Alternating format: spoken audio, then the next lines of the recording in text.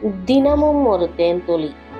வாரத்தின் முதல் நாள் ஆகிய அன்றைய தினம் சாயங்கால வேளையில் சீஷர்கள் கூடியிருந்த இடத்தில் யூதர்களுக்கு பயந்ததினால் கதவுகள் பூட்டி இருக்கையில் இயேசு வந்து நடுவே நின்று, உங்களுக்கு சமாதானம் என்றார்.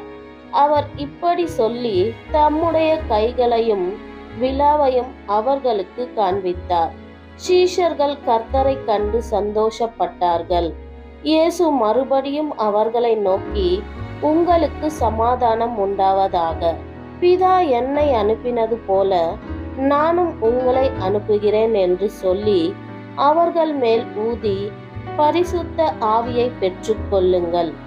எவர்களுடைய பாவங்களை மன்னிக்கிறீர்களோ அவைகள் அவர்களுக்கும் மன்னிக்கப்படும்.